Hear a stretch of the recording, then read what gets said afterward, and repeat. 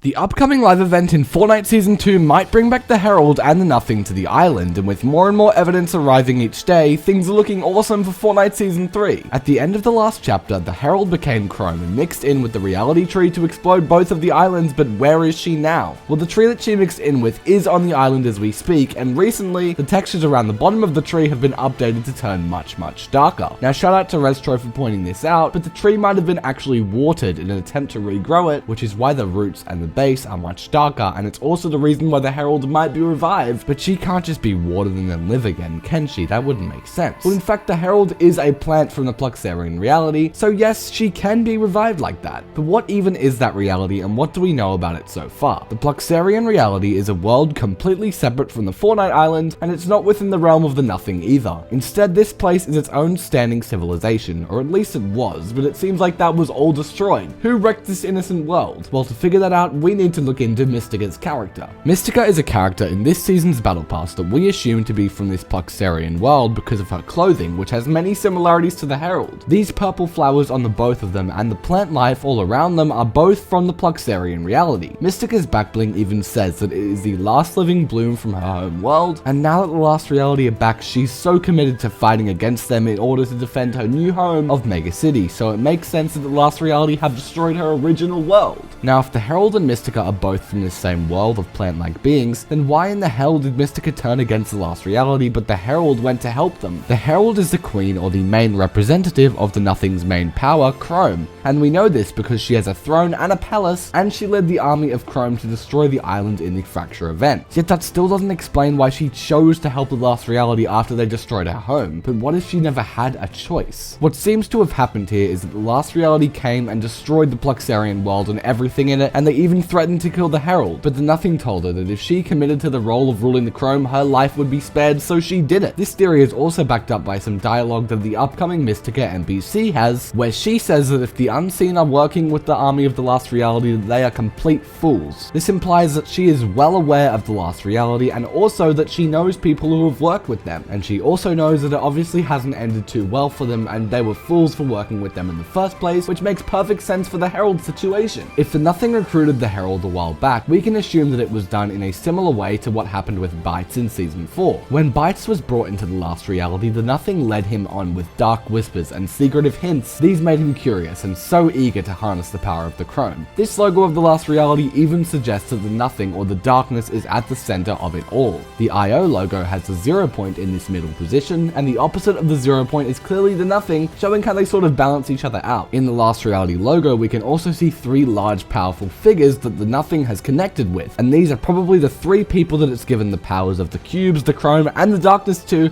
and maybe they are the Triarchs. This would mean that the Herald, the Cube Queen, and Triarch Nox are the 3 Triarchy members of the last reality. I mean, it makes sense that the leaders are all being revealed now, but what if it isn't them? What if the other 2 Triarchs aren't who we think they are, and maybe we haven't even met these 3 Triarch ruling characters, but I think we might just have seen them. Fortnite's upcoming skin surveys are a very common way that Epic Games seem to reveal important story characters before they are actually revealed to us in quests or battle passes or comics. And whether you like them doing this or not, it has given us yet another storyline leak, because after looking into these surveys, 2 of the skins on screen now look more like Triarchs than any other survey skin, and one of them even has the rhombus armor piece at her neck, which is the same as the Cube Queen and the Origin, and it's very suspicious. And of course, that makes me think that Triarchy is either Triarch Nox and these 2 characters, or Triarch Nox, Cube Queen, and the Herald. Let me know who you guys think it is in the comments. For now, let's set our focus back on what's happening in Season 2 on the island right now. Serenade is a Fortnite storyline character that just released in the shop a few days ago, and her introduction trailer is really interesting. In this trailer, we can see an arrangement of strange patterns and images, and we also see her dancing. The emote that she's doing in this trailer is actually the Herald's emote, and the song that's playing in the background is a remix that sounds very similar to the Herald's theme. So what exactly is going on here? The common theory right now is that Serenade is actually the one trying to revive the Herald in one way or another, and she might even be using her transformative power of water to do this, as it says in her description. That's maybe also why the Herald's tree looks wet now. Serenade is attempting to regrow the tree with her water-powered abilities. She's probably being told to do this under the command of Triarchy Nox. This man is doing an amazing job at staying in the shadows while still carrying out this plan very well. He's got Serenade and the Unseen doing all of the work for him, and they don't even realize that. But Mystica, on the other hand, is someone who really is aware of what's going on, as we discussed earlier in this video, and she's not happy about it. But maybe with this plan we will actually lose, and Mystica and the Syndicates won't be able to stop the Nothing. Maybe the last reality will prevail and their army will leave nothing left, but the real question is, why do they want to do that? And in what way does it benefit them, like, at all? It doesn't make sense. Well, in reality it does, and to answer that question about the Nothing's motive, we need to look back at the Batman Fortnite Foundation comic, where Foundation tells us that in the beginning there was nothing. Then of course the 0 Point came along and created all the different realities, but before the Fortnite game and the loop and everything else existed, there was nothing, and that was a peaceful paradise. It was silent, a world of perfect order. This line that the Shapeless Man said in dialogue last season led many to believe that he was Jenna and not the Nothing. But this perfect order isn't the imagined order, it's really just silence. No chaos, no fighting, no war, just silence. And you know, maybe the Nothing is right. We've spent so much time trying to push away the last reality, and we've never really sat back and listened to what they had to say. Cube Queen did try to tell us in season 8 that what she was doing was right, but the fact is, we're not gonna back down, and neither are her army. When they return in this season's live event, who do you think is gonna win and have control over reality forever? Let me know in the comments, and subscribe to the channel for more Fortnite storyline related content.